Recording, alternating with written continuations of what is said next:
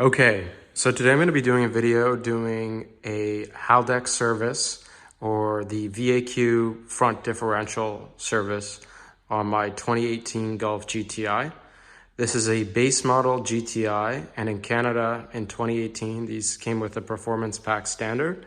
So it has I think it's a Borg-Warner limited slip differential, which uses the same fluid as Haldex systems. So you're supposed to change it every 3 years. Maybe I'll show a picture of the manual on the screen right now. But basically, it's been more than 3 years, so I'm deciding to do it now. So what do you need to do this service? The first thing you need is the Haldex fluid itself. So this is what I purchased from the dealer. It was pretty expensive for what it is, but this is the part number that it calls for. The next thing you'll need is, you probably only need this O-ring. However, I purchased brand new fill and drain plugs as well. I bought them from IACA, so they were cheap. They were cheaper than buying just the O-ring locally. And here's the part number that I purchased. So, you'll obviously also need a, what is this, a hex. So this is an 8mm, the bit that these take. So as long as you have a set of these, you'll be good. But really what you need is you need the fluid, this, and then a way to get the fluid in. So what I purchased was actually this fluid pump. So some people, they pump the fluid in through the top. So they open the hood and then run a hose down into the differential and use gravity to fill it. But this seems like it'll be a lot easier, and this was about $4 on sale. So I bought it a few months ago and I've had it sitting around.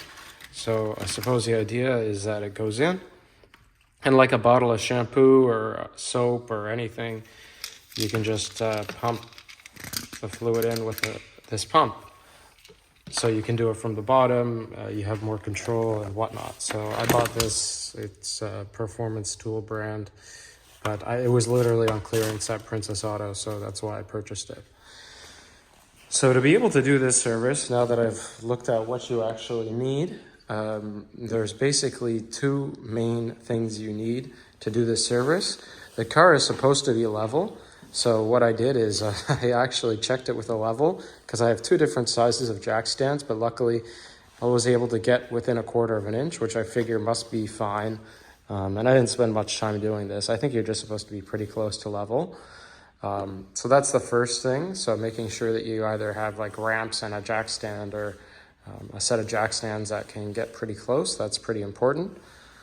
And once it's level, the other thing is you need to make sure the fluid's at temperature. So a lot of people check this with OBD11 or VCDS. I have VCDS. I'm not going to choose to check my fluid temperature.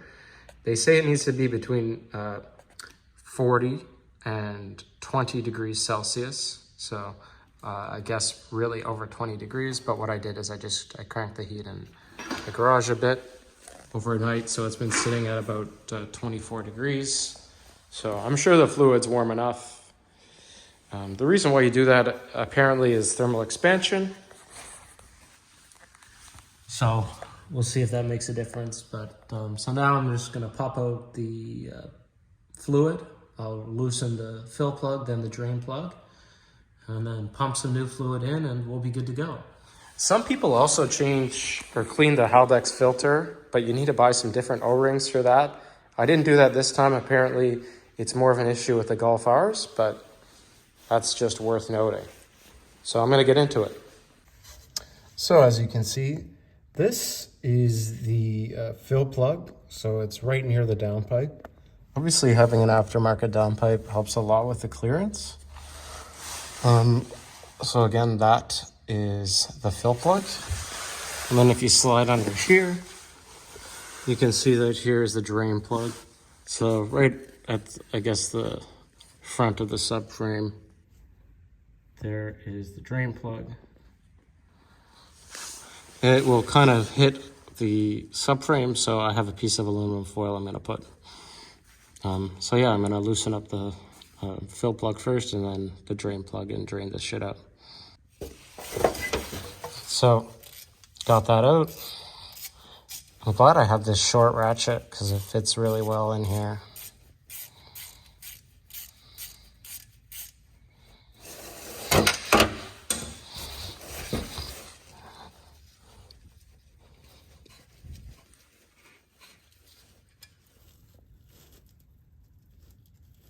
Pretty perfect, I would say. Perfectly level.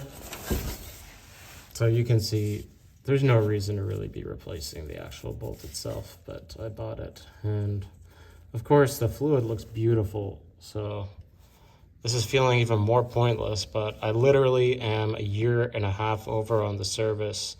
It says every 3 years and I'm at 4.5, so I felt pretty guilty since I've had the fluid sitting around for quite some time. So I'll get this drained and then refilled. Okay, so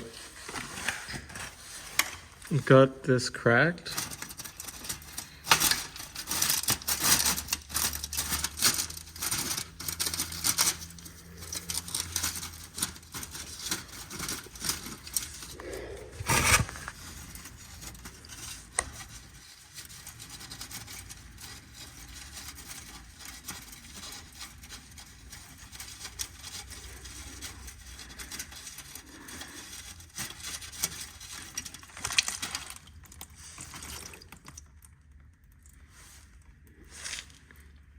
Well, not that much fluid, but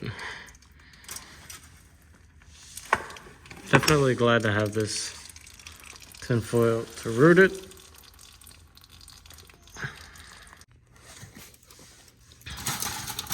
So I got a new plug-in with a new O-ring. About hand tight with a stubby 3/8. Should be good. Now it's time to fill it up. So you can see this is what I pulled out. My drain pan wasn't clean though, so you can't judge the quality of the fluid, but for the most part, when it was coming out, it did look slightly dirty, but for the most part, it was clean. So I don't know whether or not this was necessary, but like I said, overran the service interval, so I suppose I should.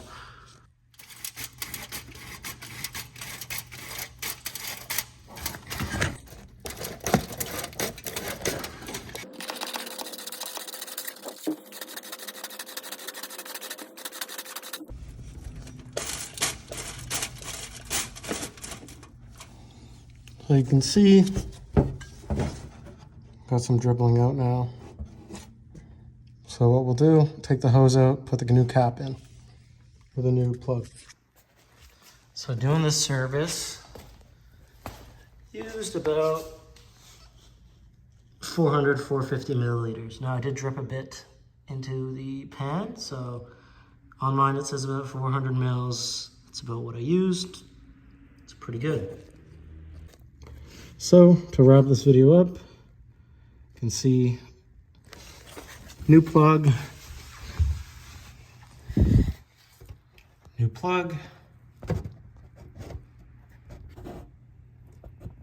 it's got new fluid. So all I'm gonna do is clean up, and this differential is serviced, and allegedly it's good for either 3 years or 30,000 miles. Thank you for watching, and yeah, have a good day.